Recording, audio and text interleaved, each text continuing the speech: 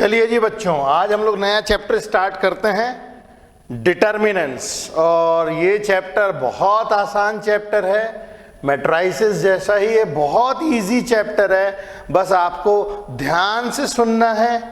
एक बार अच्छे से सुन लेने से हम लोग जो है लंबे समय तक इस चैप्टर को ध्यान में रख सकते हैं। ओके, तो डिटर्मिनेंट्स जो होता है इसको हम लोग कहते हैं it is the number associated with a square matrix। Square matrix जो होती है, स्क्वायर मैट्रिक्स के साथ में जो नंबर एसोसिएटेड होता है उसे हम डिटर्मिनेंट कहते हैं। कई बार लोग डिटर्मिनेंट्स को बोलते हैं कि it is the solution of square matrix. It is the solution of square matrix. और ध्यान रहे, ये केवल स्क्वायर मैट्रिक्स के लिए ही होता है। Determinants is not valid for non square matrix. ठीक है, तो मैं यहां पे लिख देता हूं, determinants is not valid for non-square matrices। ये नॉन स्क्वायर मैट्राइसेस के लिए वैलिड नहीं है। अच्छा, अगर मेरे पास कोई मैट्रिक्स है, से for any matrix A, for any matrix A, its determinant value is denoted by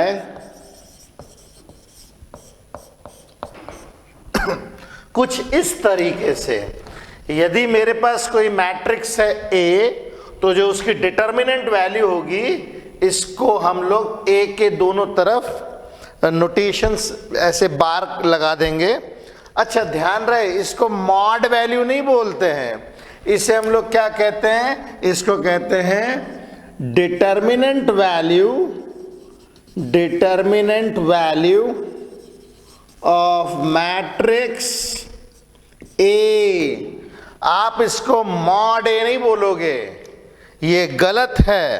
इसको मॉड ए बोलना गलत नोट जो है इंडिकेशन जो है वो होगा। तो डिटर्मिनेंट्स तो बहुत आसान है। देखिए, केवल ये एक नंबर होता है एसोसिएटेड विद स्क्वायर मैट्रिक्स, और ये केवल स्क्वायर मैट्रिक्स के लिए होता है। हम लोग बार बार बोल रहे हैं, तो इस चीज का ध्यान रखना है कि ये स्क्वायर मैट्रिक्स के लिए ही होता है। तो अब स्क्वायर मैट्रिक्स तो बहुत सारी टाइप की होती है। मान लीजिए मेरे पास कोई एक स्क्वायर मैट्रिक्स है ए, और वो स्क्वायर मैट्रिक्स जो है वो ऐसी है, जैसे ये मैट्रिक्स है कितने बाई कितने की, 1 बाई 1 की। ये मेरे पास मैट्रिक्स है 1 बाई 1 की। तो इसकी जो डिटर्मिनेंट वैल्यू होगी वो यही नंबर होगी, क्योंकि ये ऑलरेडी सॉल्व्ड है, सिंगल नंबर है, और यही इसका आंसर है। अगर कोई मैट्रिक्स 1 बाई 1 का है तो उसका आंसर वही नंबर होता है। ओके, अब हम चलते हैं। यदि मेरे पास कोई मैट्रिक्स से एक मैट्रिक्स मेरे पास ऐसी है 5 7 1 2, तो इसकी जो डिटर्मिनेंट वैल्यू होगी, इसकी डिटर्मिनेंट वैल्यू को निकालने के लिए हम लोग कैसे निकालेंगे? क्रिस क्रॉस करके हम लोग आंसर निकालते हैं। पहले हम क्या करेंगे? इन दोनों को मल्टीप्लाई करेंगे। पहले इन दोनों को मल्टीप्लाई किया जाएगा और सब्ट्रैक्ट करेंगे हम लोग इन दोनों को मल्टीप्लाई करके, ऐसे। This minus this, this minus this, कैसे? तो इसकी डिटर्मिनेंट वैल्यू निकालनी हो तो 5 into 2 minus 1 into 7, 5 2 10 minus 7 that is 3। कुछ इस तरीके से इसकी वैल्यू निकाली जाती है। तो देखिए मैंने आप लोग को बताया 1 by 1 की मैट्रिक्स, 2 by 2 की मैट्रिक्स। अब हम लोग देखते हैं 3 by 3 की मैट्रिक्स। अगर मेरे पास कोई मैट्रिक्स है से A और वो मैट्रिक्स 3 by 3 की मैट्रिक्स है, से 5 7 9 2 1 -4 -6 7 11, कुछ इस तरीके का नंबर है। तो इसको सॉल्व करना वैसे हम लोगों ने 11th में भी सीखा है। ये कहाँ पे हम लोगों ने किया था? ये जब हम लोग क्रॉस प्रोडक्ट करते थे वेक्टर्स का, वेक्टर्स के क्रॉस प्रोडक्ट में भी इस तरीके के मल्टीप्लिकेशन आते थे। मगर इसको सॉल्व करने के 2 तरीके हैं। एक तरीका कुछ इस तरीके से कि हम लोग 5 को लेंगे, इसको लेंगे और फिर इसकी रो और कॉलम को हटा करके जो भी मिलेगा उसका क्रिस क्रॉस करेंगे। फिर उसके बाद में 7 को लिया जाएगा और फिर उसके बाद में 9 को लिया जाएगा।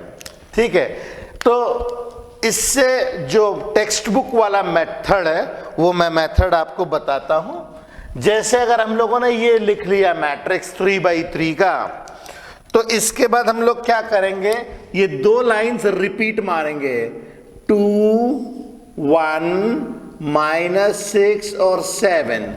ये मैंने 2 लाइंस रिपीट कर दी हैं, 2 लाइंस मैंने रिपीट कर दी हैं। तो 2 लाइंस रिपीट करने के बाद हम लोग किस तरीके से मल्टीप्लाई करेंगे जरा देखिए।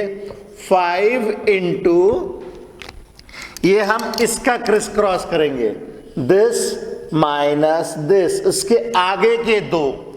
जब हम 5 को लेंगे तो उसके आगे के 2 मल्टीप्लाई करेंगे, तो क्या आएगा आंसर?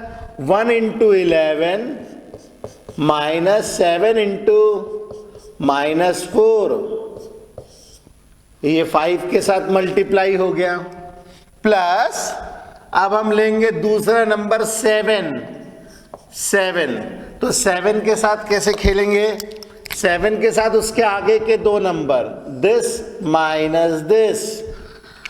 तो 7 के साथ में हम क्या मल्टीप्लाई करेंगे? -4 इंटू -6 प्लस -11 इंटू 2 प्लस, अब तीसरा नंबर लेंगे 9 और 9 के साथ क्या मल्टीप्लाई करेंगे? 9 के साथ मल्टीप्लाई करेंगे, ये क्रिस क्रॉस करेंगे, 2 इंटू 7 -6 इंटू 1।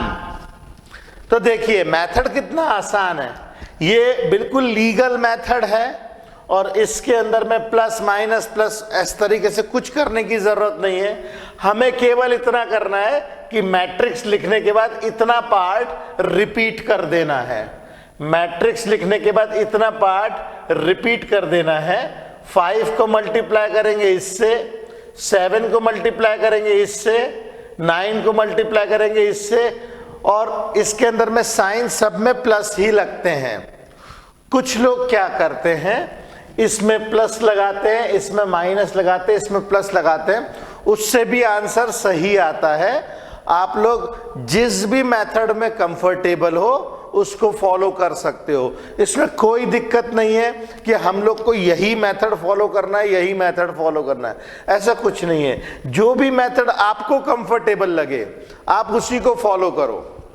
ठीक है, मैं टेक्स्ट बुक वाला मेथड फॉलो करता हूं जिसके अंदर में 2 लाइन रिपीट करके इस तरीके से 5 लेंगे तो उसके आगे के 2 मल्टीप्लाई करेंगे क्रिस क्रॉस, 7 के बाद आगे के 2, 9 के बाद आगे के 2, कुछ इस तरीके से हम करते हैं और सब में प्लस का ही साइन रहता है।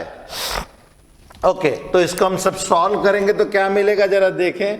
5 11 7 4 28 प्लस 7 इंटू 6 4 ज़ा 24 माइनस 22 प्लस 9 इंटू 7 2 ज़ा 14 प्लस 6, तो ये आ जाएगा 5 into 8 plus 1 9, 2 plus 1 3 plus 7 into 2 plus 9 into 20, 9 5 ज़ा 45 का 4, 5 3 ज़ा 15 19 प्लस 7 2 ज़ा 14 प्लस 9 2 ज़ा 18, ओके 0 4 5 9 8 प्लस 1 9, 9 प्लस 9 18 का 1 2 3 389।